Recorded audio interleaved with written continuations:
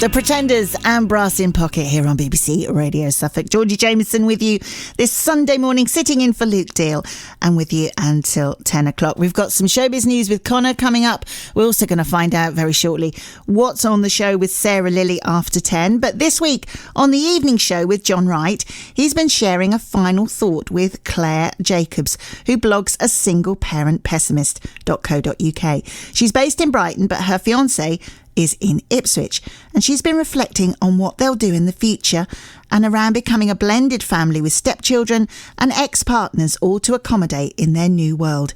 This morning, though, she's taking us back to when it was just her and her baby. I've been a single parent to my son for 8 years now, since he was 4 weeks old.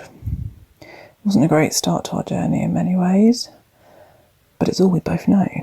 It was a planned pregnancy, but the breakup obviously wasn't as I planned. So I did pretty much parent alone, completely, with no break. And parenting alone, whether by choice or not, is really tough. All of the big decisions that need to be made about that child's health, their future, their education, all of that stuff is all made by just you, which also means all the mistakes are made just by you too. But similarly, all the wins, all the milestones that they reach are very much because of you. The bond you have by being all that each other has is so unique and special. I think it's different to any other kind of parent-child bond, and I will always hold that close to me. I created my website, Single Parent Pessimist, because it was a space initially for me to talk about my experiences. It was my place to vent about what it was like, because I found it really tough at the start, and I think you always will, but extra tough. And it was my space to be as blunt as I liked, with no censorship at all, about what it was like. And over the years, it has grown into a space for me to talk about life in general, dating as a single parent, my mental health, how to help maintain good mental health for children, sort of even down to having a healthy lifestyle, you name it. It's now my space of where I show our progress as a family and what I continue to learn day by day. If you're new to being a single parent or know someone that is, I would say that my biggest bit of advice would be to have as much support as you can. Don't be afraid to ask for help.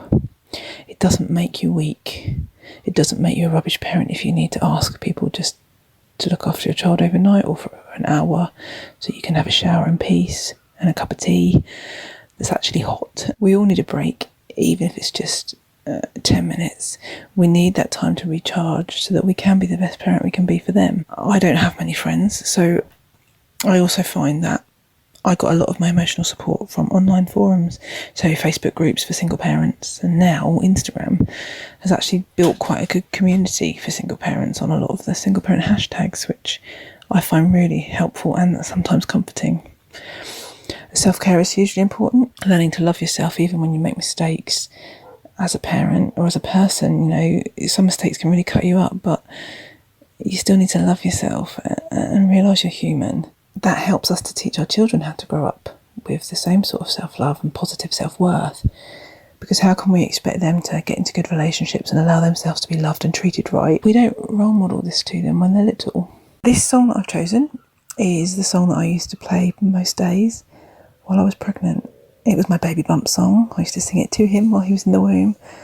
I think because the words are so beautiful and they really resonated with me about how much I wanted, and I still want so much for his life and how I want to take care of him. The only thing I say is ignore the final sentence, because unfortunately the song ends up as a shock at the end to be about a miscarriage. But, in this case, I choose to ignore that sentence. But, this is a song about my boy, who I see as my finest creation and my biggest accomplishment. So this is Small Bump by Ed Sheeran.